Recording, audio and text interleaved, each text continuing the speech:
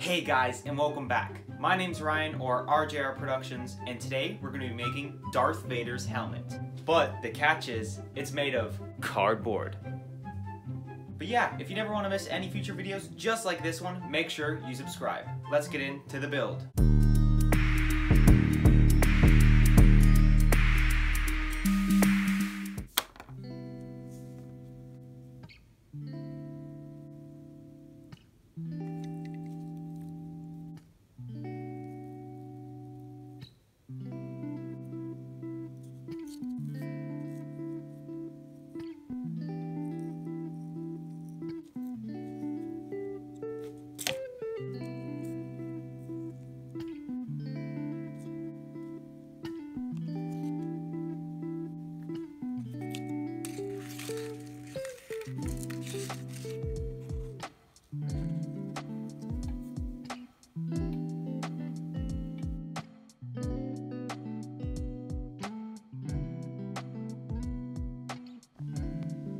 Here you can see what that upper area is looking like. On one of the sides, I have the lower plate on, and the other side, I do not. It's just the upper part.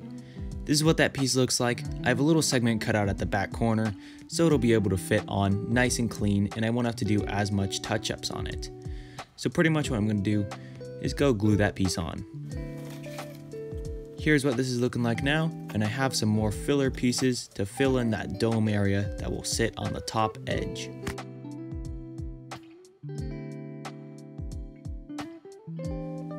So with my dome techniques, you're going to want to cut out a 2.5 inch by however long your piece needs to be, let's just say 10 inches. Then every 1/4 inch you're going to want to cut another slit across that, and those slits will go about 3/4 of an inch in, maybe 1/2 inch if you don't want it to be that flexible. Then what you're going to do is curve that piece up, glue it together, and then fill in the rest of the dome. Now I'm working on the lower chin area. So pretty much the same width as that mouth area, and it just curves down maybe 4 inches, and I started freehanding the shapes that go on the sides. Now I recommend doing this. Freehanding is probably one of the best ways you can get pieces. That's how I make all these pieces, because some people ask, like, do you use templates or anything like that? But no, I freehand the pieces like this, then I take it off, cut them out again, and then glue them on so it'll be a little bit cleaner.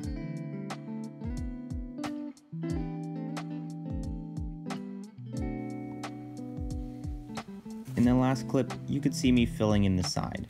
And here is what that piece looks like all glued together. As you can see, these are them flattened out, and it looks pretty nice. It's just, it has to be separated a little bit or else it won't actually fit together. And here's what it looks like glued together. I'm really happy with how this piece turned out. It has great shaping, and I'm gonna go ahead and shape up the other side and then glue both of them on.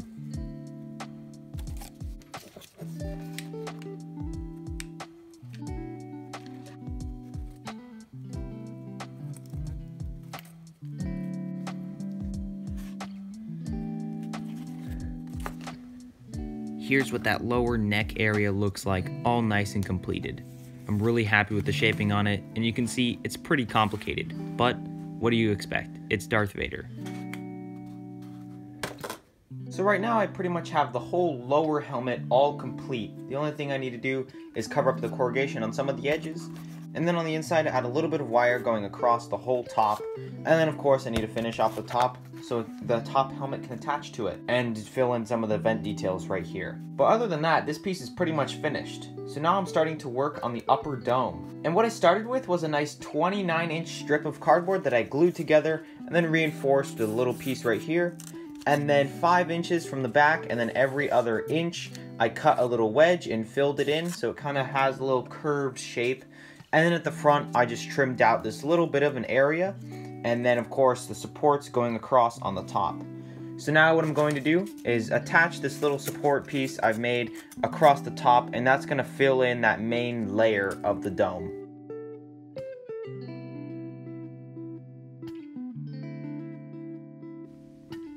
If you don't like building domes, then this definitely isn't the helmet for you, because you have to build 2 of them. Let me go over my dome technique a little bit more. So I went over pretty well how to make that main strip, but for the sides, you want to make it flat because there's no need to have it curved since it's an oblong hemisphere. It really doesn't need to be curved. So I just use flat pieces that are about 2 inches wide. And since this helmet is a little bit bigger than my normal ones, for the diagonal strips, instead of them being 2.5 inches, these were 3 inches wide.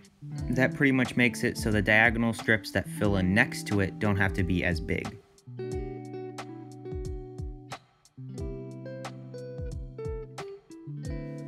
Speaking of those diagonal pieces that go next to those bigger pieces, pretty much all you do is hold up a big piece of cardboard to the outside of the shape, and then hold a marker to the inside, trace it out, cut it out a little bit outside of the line, and then fit it to the gap and glue it in.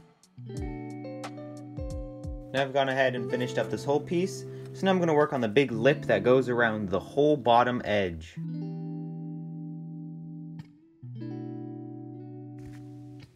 For this specific piece, I'm not going to show you the freehanding stage because it's exactly the same as the lower chin. But I did that, and then I went ahead and traced that out twice. I didn't have a big enough piece of cardboard to trace it out once.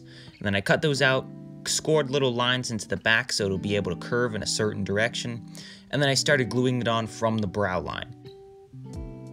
And then in between those pieces at the very front where they meet, there's a piece that's about 3/4 inches by 3/4 inches, or 2 centimeters by 2 centimeters, wherever you're from.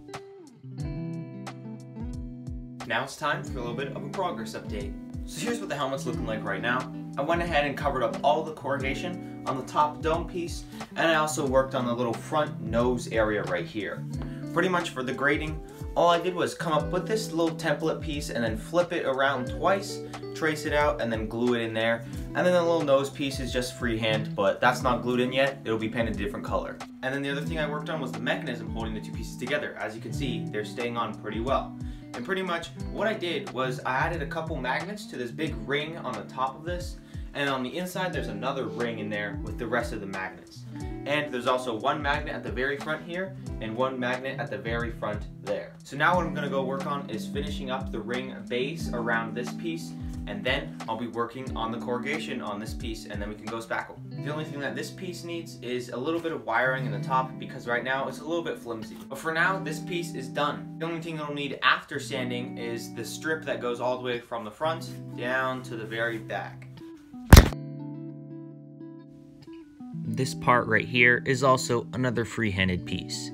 Pretty much what you do is I came up with a piece that was around the quarter of the length, and then I went ahead and free-handed the little curve that it needs to have, and then once I was happy with that, I multiplied that piece by 4, tracing it out 4 times, connecting them together, and then wrapping it around the whole base. Then once I was happy with that, I started working on filling in the corrugation.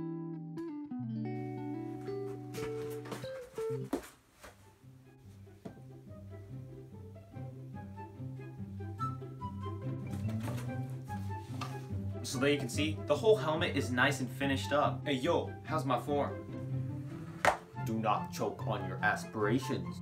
I find your lack of faith disturbing. You do not know the power of the dark side. Let's go spackle it up. Yeah. What? Oh yeah.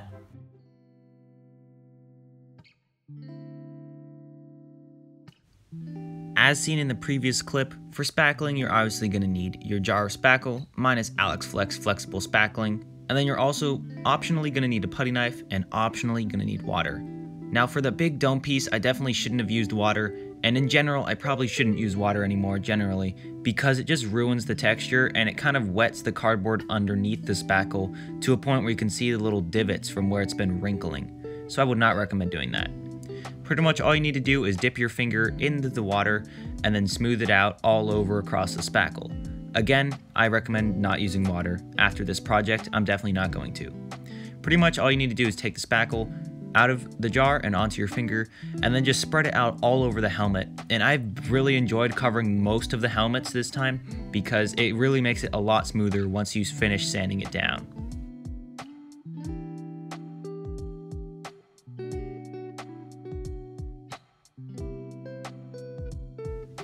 Here you can see me sanding down with my good old mouse sander. I really like this thing. I recently got it for my Boba Fett costume and I'm never gonna stop using it. It's super nice. Parts of it I definitely had to do hand sanding with, but overall you can get most of the bulk away with the mouse sander. Pretty much all you gotta do is just rub it over the whole thing and change your pads every so often. Here you can see me doing hand sanding, finishing up those parts that I missed. Now for the big dome, I really didn't have to do any hand sanding on that. Now for primer, I just used filler primer. Here's some shots of me covering it up. Pretty much all you need to do is just spray it in a little bit of a thicker layer, because with filler primer, you want it to be thick so it fills in any gaps that you missed in sanding and also any cracks that may have formed. So right now I'm starting to work on the tusks that go on the side of the helmet. So what I have are these pencils that I've removed the coloring on the outside and then chopped down at an angle on the side. So pretty much these will sit on the very front and angle down about there on the helmet. Rest in peace, Kung Fu Panda pencil. Here's what those tusks look like after they're both glued on, and there's a little cardboard joining piece connecting them. I also went ahead and did a second coat of spackle on the top dome, and then I quickly sanded that back down. Then I need to go ahead and add the strip that runs all the way along the top. This is using that same odd, thick cardboard as the very front piece. Here's what that gloss black is looking like. Unfortunately, this masking job right here kinda ruined it, but I'll get to that later. Next up was painting this the bright silver. I used Rust-Oleum Dark Steel.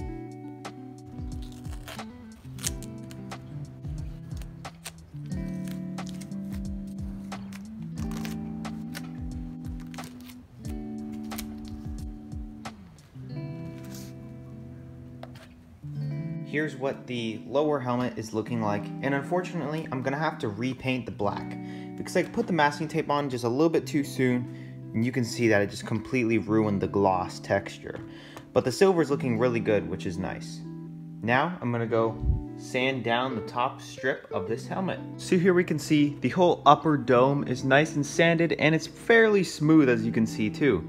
So now what I'm gonna do is go paint it a nice gloss black, and then I'll repaint the helmet.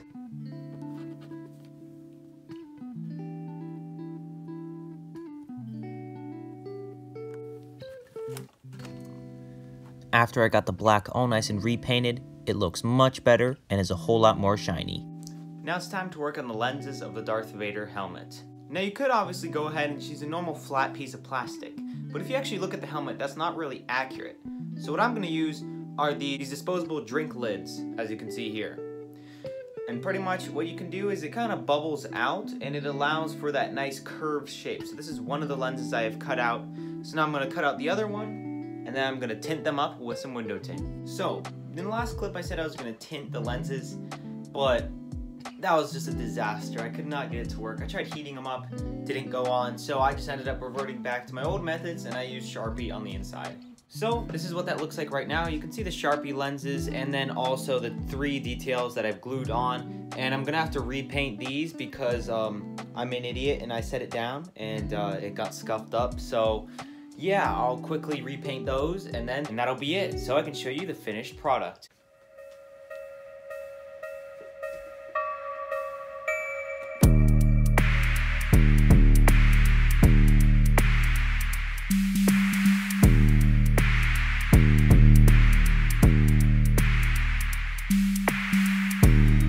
Thank you so much for sticking around for the whole video of how I made Darth Vader's helmet. Now I know there are a couple inaccuracies, like for example, there are none of the bits on the top, and also there's not the strap that connects it at the back. So that's definitely something I want to fix. Which leads me to what I'm going to be doing next week. That's right, next week I'm going to be working on all of those other details in the back strap of this, so I can have another video out next week showing me adding on to this and making it that much better. If you think the video was cool, I'd really appreciate a like because it helps boost it in the algorithm. And if you really liked it, please consider subscribing. Well everyone, that's all for now. I'll see you all next time.